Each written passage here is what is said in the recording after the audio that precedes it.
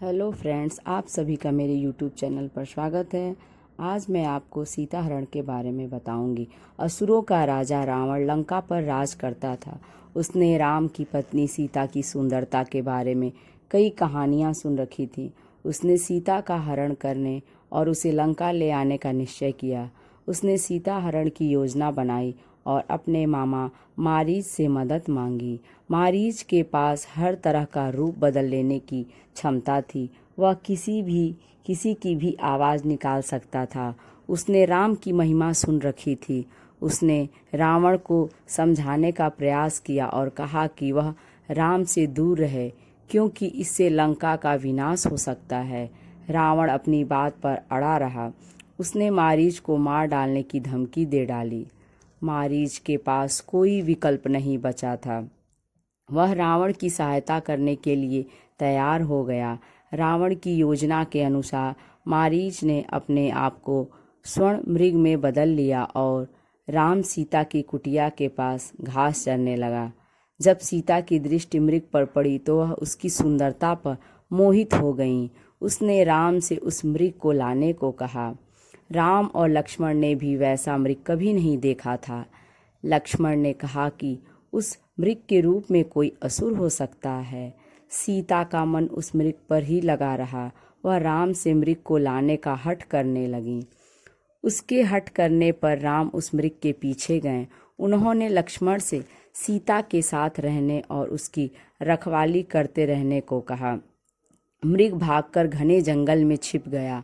राम उसके पीछे भागते गए। अंत में राम ने अपना बाण उस मृग के हृदय में मार दिया। जब बाण मृग को लगा तो मारीच अपने असली रूप में आ गया। वह राम की आवाज़ में लक्ष्मण को सहायता के लिए पुकारने लगा और मर गया। जब सीता और लक्ष्मण ने राम की पुकार सुनी तो वे चिंतित हो उठे। सीता ने लक्ष्मण से कहा कि वे जाकर राम का पता लगाएं। लक्ष्मण दुविधा में पड़ गए। उन्होंने सीता के पास रहने और उनकी रखवाली का वचन दिया था, लेकिन उन्हें राम की भी चिंता होने लगी थी। उन्हें लग रहा था कि कहीं राम किसी संकट में तो नहीं है। उन्होंने सीता को ढांढस बंधाने की कोशिश की, लेकिन सब व्यर्थ गया। सीता ने लक्ष्मण को राम के पास जाने को बाध्य कर दिया। लक्ष्मण जाने को तैयार हो गए, लेकिन जाने से पहले उन्होंने सीता की सुरक्षा सुनिश्चित करने के लिए कुटिया के चारों ओर एक रेखा खींच दी और उनसे उस रेखा को पार न करने का आग्रह किया।